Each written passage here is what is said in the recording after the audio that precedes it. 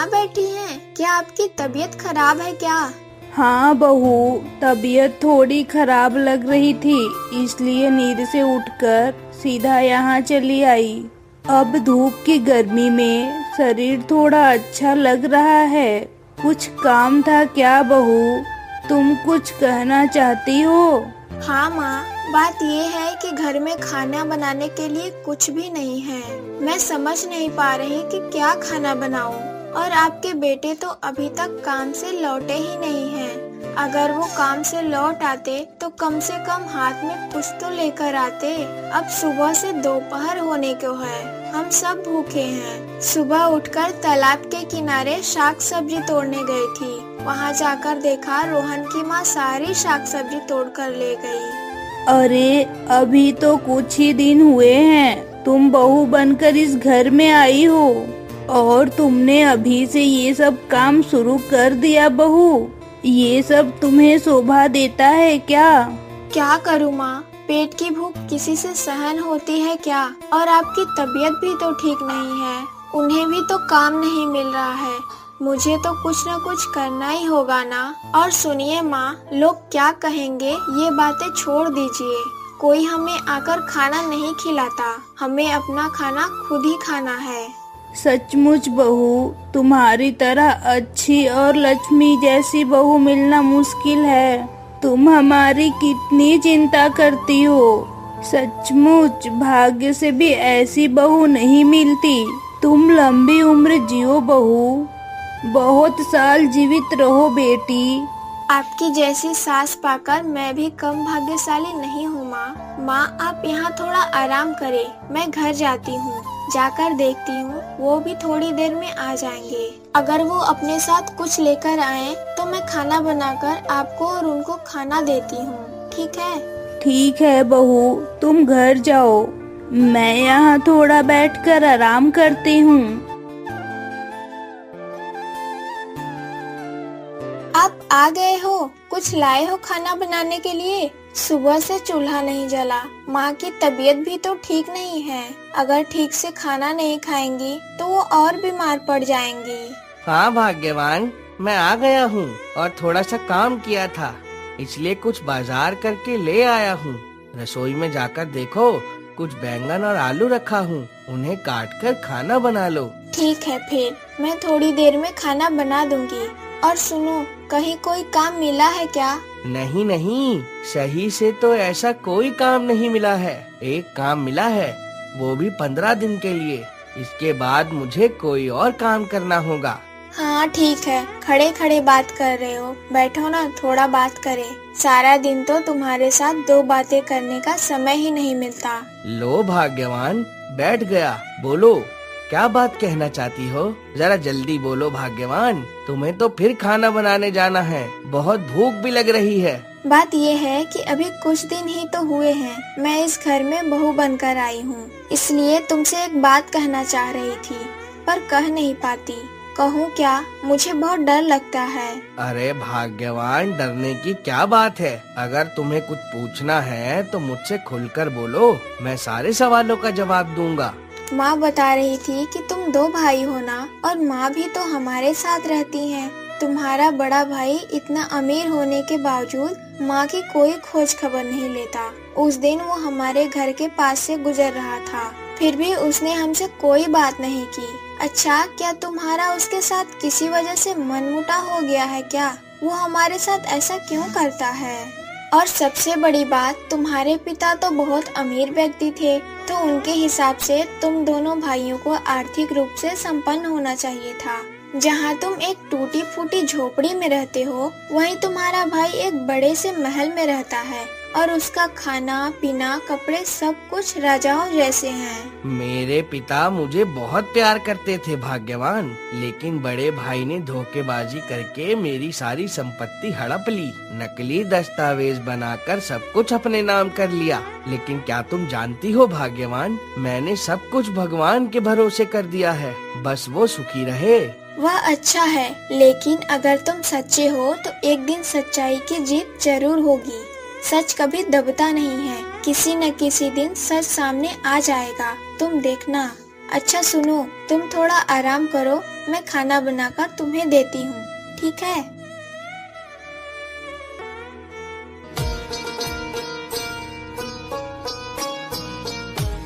हाय रे भगवान, इन कुछ आलूओं से मैं क्या खाना बनाऊं? ये तो हमारे एक समय के लिए ही हैं, और रात को क्या खाएंगे यही समझ नहीं आ रहा। जो काम वो शुरू कर रहे हैं उसमें तो उन्हें बहुत कम पैसे मिलते हैं। ऐसे में हमारा घर कैसे चलेगा यही मैं समझ नहीं पाती। घर तो टूटा फूटा है ही, और रसोई की हालत ऐसी है कि कभी भी सिर पर गिर जाएगी। हे भगवान, हमें थोड़ा सुख दिखाओ। मेरा पति तो बहुत अच्छा इंसान है, तुम उसे दुख क्यों दे रहे हो? खैर, पहले इनसे तो खाना बनाऊं, और मैं तो कच्चू के साग भी बहुत अच्छी बनाती हूँ, तो तालाब पर जाकर कच्चू के पत्ते तोड़कर लाऊंगी और उसे उबालकर शाम का खाना बना लूंगी।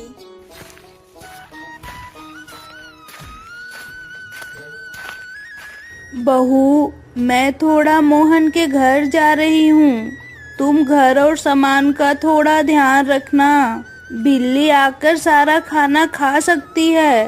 अच्छा माँ, आप चले जाइए, मैं इधर खाना बना लूंगी। और सुनिए, मोहन की माँ से लौटते वक्त थोड़ा नमक मांग लाना, नमक भी खत्म हो गया है।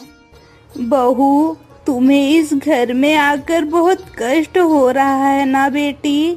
हमें माफ कर दो बेटी, हम तुम्हें अच्छे से खाना भी नहीं खिला पा रहे हैं, तुम्हारे लिए कुछ भी नहीं कर पाते, फिर भी तुम कुछ नहीं कहती। सारा दिन तुम हमारे लिए चिंता करती हो कि हमारे लिए क्या करूं, क्या नहीं करूं। सुनिए माँ, आप तो जानती हैं मेरी माँ नहीं है। जिस दिन आपको पहली बार देखा था उस दिन से मुझे न जाने क्यों आप अपनी माँ जैसी लगी। उसी दिन मैंने कसम खाई थी कि चाहे कुछ भी हो जाए, अगर शादी करूँगी तो आपकी बहू बनकर ही आऊंगी। माँ, अब मैं ये बता देती हूँ, अगर आप इन सब बातों की चिंता करके अपनी तबीयत खराब करेंगी तो अच्छा नहीं होगा। हमारे पास खाने की कमी है, कपड़ों की कमी है, तो क्या हुआ माँ, सुख और प्यार की तो कोई कमी नहीं है। सचमुच बहू, मेरी एक बड़ी बहू भी है, वो मेरी कभी खोज खबर नहीं लेती, और लेगी भी क्यों? मेरा बड़ा बेटा ही मेरा खोज खबर नहीं लेता। तुम मेरी बहू नहीं, मेरी बेटी हो, मेरी बेटी। अब मैं जा रही हूँ बहू, तुम धीरे धीरे खाना बना लेना।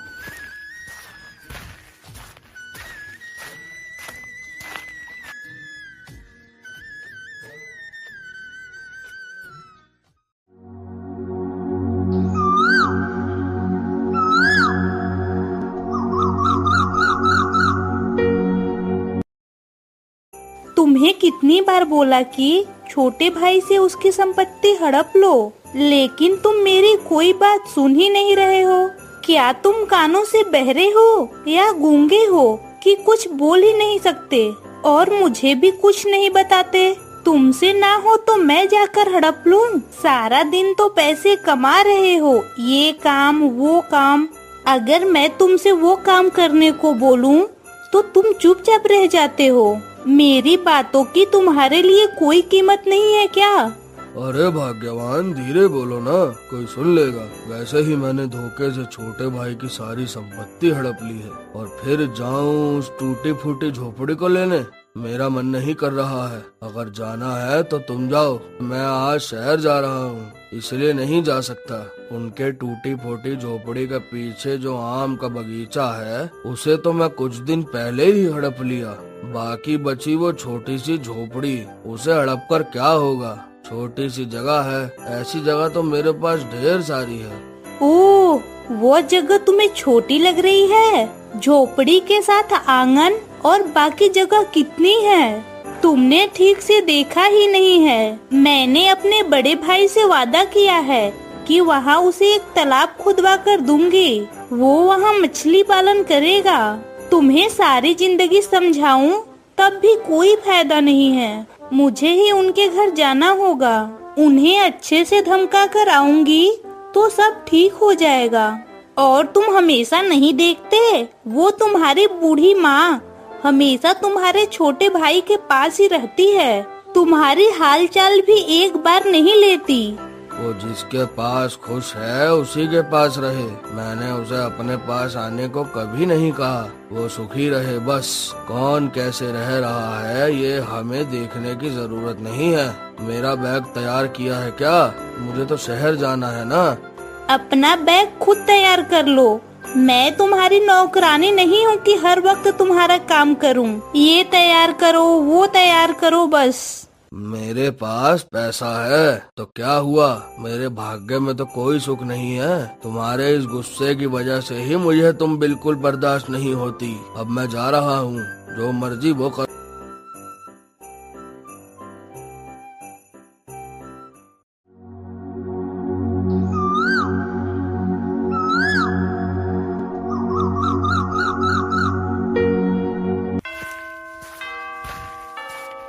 घर में कोई है? बाहर निकलो, मुझे तुमसे कुछ बात करनी है। कोई है घर में? अरे दीदी आप आइए आइए, अंदर आइए, बैठकर बातें करें। ठीक है। अरे दीदी अंदर आइए ना, कृपया अंदर आइए। हम सब आराम से धीरे धीरे बात करते हैं। यहाँ मैं तुम्हारे पास बैठने नहीं आई हूँ, तुमसे एक बात करनी है। माँ कहाँ गई हैं और तुम्हारा पति कहाँ है? दीदी वो तो काम पर गए हैं और माँ की तबीयत ठीक नहीं है, इसलिए वो घर में थोड़ा सो रही हैं। अगर कोई जरूरी बात है तो आप मुझे बता सकती हैं दीदी, मैं सबको बता दूंगी। सुनो, अगले 2 दिनों के अंदर तुम लोग ये घर छोड़कर चले जाओ, समझी? तुम्हारे खिलाफ मैंने पुलिस में शिकायत की है। ये हमारी जमीन है। हमारे ससुर जी ने ये जमीन सिर्फ बड़े बेटे के नाम की थी। हमारी जमीन हमें दे दो, यही तुम्हारे लिए अच्छा होगा। कौन आया है बहू? ओ बड़ी बहू, तुम यहाँ क्या कर रही हो और क्या लेने आई हो हमसे यहाँ? जिस घर में आप लोग रह रहे हैं वो भी हमारा है। 2 दिनों के अंदर घर खाली कर दो, नहीं तो पुलिस आपको ले जाएगी। हमारा सब कुछ तो तुम दोनों ने छीन ही लिया है। अब इस घर पर भी तुम्हारी नजर पड़ गई है। सुनो, तुम लोग पैसे देकर गैर कानूनी तरीके से ये सब कुछ अपने नाम कर रहे हो, ये सही नहीं है।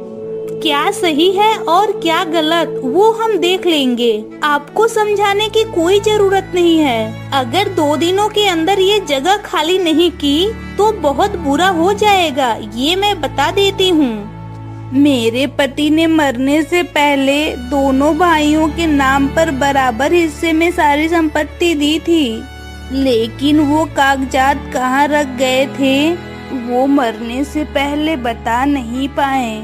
उससे पहले ही भगवान के पास चले गए, लेकिन उन्होंने मुझे एक बार ये बात बताई थी, तुम जो कर रहे हो बहुत गलत कर रहे हो, ये ठीक नहीं है। भगवान तुम्हारे साथ भी बुरा करेंगे। एक भाई को दूसरा भाई दुख देखकर सुखी नहीं हो सकता। तू तो बूढ़ी हो गई है, कुछ दिन बाद मर ही जाएगी। सड़क पर भीख मांग लेगी तो क्या हो जाएगा? दूसरों के घरों में रहने की क्या जरूरत है? दीदी माँ से इज्जत से बात करो। अपनी सास से कोई ऐसा व्यवहार करता है क्या? ठीक है, अगर आप लोग साबित कर सके कि ये जमीन आपकी है तो हम 2 दिनों के अंदर ये जगह छोड़ देंगे। आप अब जा सकती हैं। मेरी सासू माँ वैसे ही बहुत बीमार हैं। आपकी बातों से वो और बीमार पड़ जाएंगी। ठीक है, इतना ज्ञान देने की जरूरत नहीं है। मैं जा रही हूँ, लेकिन ये बात याद रहे, ठीक 2 दिनों के अंदर। माँ अब क्या होगा? हम अब कहाँ पर रहेंगे माँ? कुछ समझ नहीं आ रहा। बहू, मैं भी कुछ समझ नहीं पा रही, लेकिन क्या तुम जानती हो बहू, सच्चाई की जीत एक दिन जरूर होगी। अगर भगवान सचमुच हैं, तो वो हमारी रक्षा जरूर करेंगे। तुम इतना मत सोचो बेटी। हाँ माँ, मैं भी यही सोचती हूँ। भगवान ही हमारा भला करेंगे, भगवान ही हमारी रक्षा करेंगे।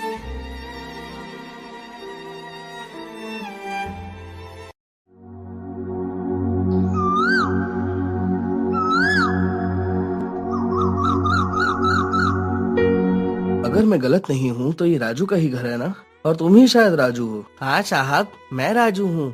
लेकिन क्या हुआ साहब, मैंने कुछ किया है क्या? नहीं, तुमने कुछ नहीं किया, वो तो मैंने किया है। तुम अपने बड़े भाई की जमीन पर गैर कानूनी तरीके से घर बनाकर रह रहे हो। ये गैर कानूनी है।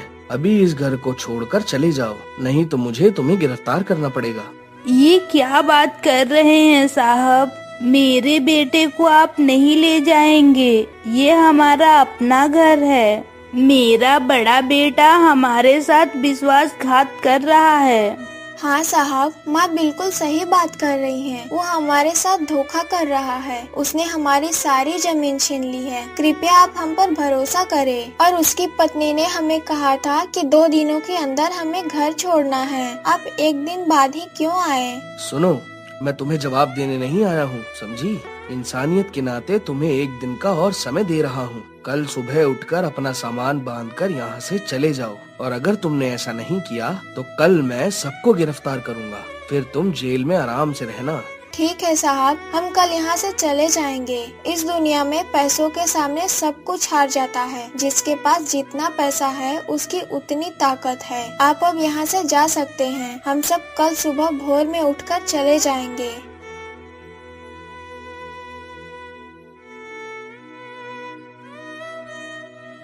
माँ, मैं थोड़ा मोहन के घर जा रही हूँ। खाने के लिए चावल भी नहीं है। उनके पास से थोड़ा चावल उधार ले आऊंगी। आपको तो कम से कम कुछ खाना देना है। आपकी तबीयत भी तो बहुत खराब है माँ। बहू, मेरे लिए और कितना भाग दौड़ करोगी? अपने पर भी थोड़ा ध्यान दो बेटी। हम तो सब कुछ खो चुके हैं। जा बेटी, सावधानी से जाना।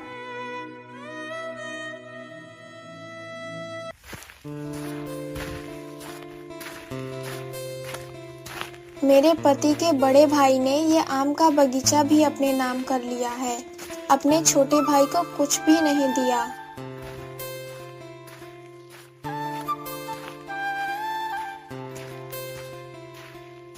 अरे अरे, इस आम के पेड़ के पीछे एक गड्ढा है और उसमें एक संदूक जैसा कुछ है। ये क्या है? ये तो संदूक जैसा लग रहा है। इसे धीरे धीरे इसे बाहर निकालो तो। ओ, इस संदूक के अंदर एक कागज जैसा कुछ दिख रहा है। इसे निकाल कर देखूं कि इसमें क्या लिखा है।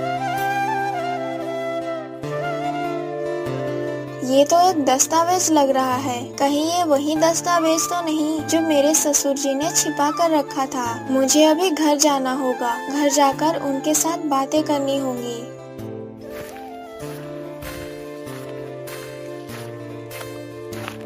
ये देखो, हमारी सारी समस्याओं का समाधान अब हो जाएगा। यही वो दस्तावेज है जो आपके पिता ने छिपा कर रखा था। मैंने थोड़ा पढ़ना लिखना सीखा है। मैंने इसे आधा अधूरा पढ़कर देखा। यही वो दस्तावेज है। इसमें साफ साफ लिखा है कि आधी संपत्ति तुम्हारे बड़े भाई के नाम है और आधी तुम्हारे नाम पर। भाग्यवान, मैं तुम्हें क्या कहकर धन्यवाद दूं? मैं अभी जा रहा हूं। अभी वकील साहब के पास जाकर ये दस्तावेज दिखाता हूं। तुम्हें बहुत बहुत धन्यवाद, हमें और हमारे परिवार को बचाने के लिए।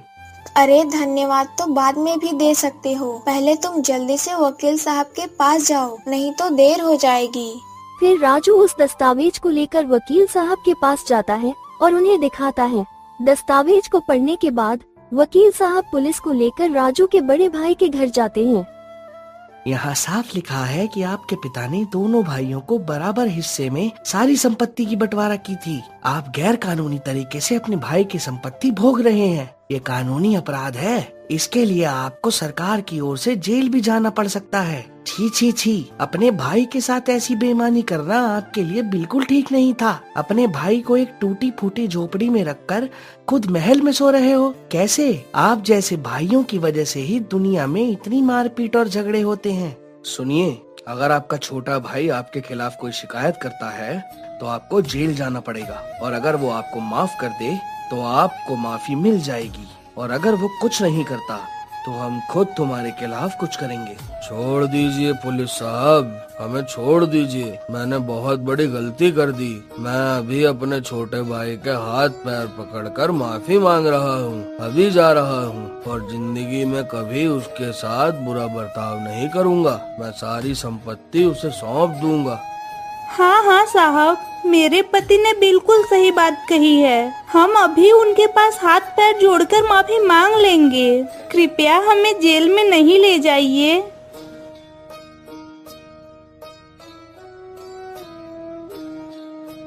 भाई रूपा, तुम लोग हमें माफ कर दो। हमने तुम्हारे साथ बहुत बड़ा अन्याय कर दिया है। झूठे कागजात बनाकर तुम्हें संपत्ति से अलग कर दिया है। जब आपने अपनी गलती खुद समझ ली है तो इससे अच्छी खबर और कुछ नहीं हो सकती। बहन, तुम एक गरीब परिवार की बेटी हो सकती हो, लेकिन मैं तुम्हारे नाखून की भी बराबर नहीं हूँ। तुम कितने अच्छे से मुझसे बात कर रही हो, जहाँ हमने सारी जिंदगी तुम्हारे साथ अन्याय किया है। भाई हमें माफ कर दे तू। मैं अब सारी संपत्ति तुझे सौंप रहा हूँ। मैं गांव छोड़कर चला जाऊंगा। नहीं भैया, संपत्ति सिर्फ मेरी नहीं है, हम दोनों की है। इसलिए हम सारी जिंदगी एक साथ रह सकते हैं। भाई से बढ़कर इस दुनिया में कोई रिश्ता नहीं है। हमारे साथ नहीं रह पाओगे क्या? आप दोनों, हम दोनों और माँ, कितना सुंदर हमारा परिवार है। क्यों नहीं रह पाएंगे भाई, जरूर रह पाएंगे। हम सारी जिंदगी एक साथ ही रहेंगे। मुझे माफ कर दो भाई, मुझे माफ कर दो।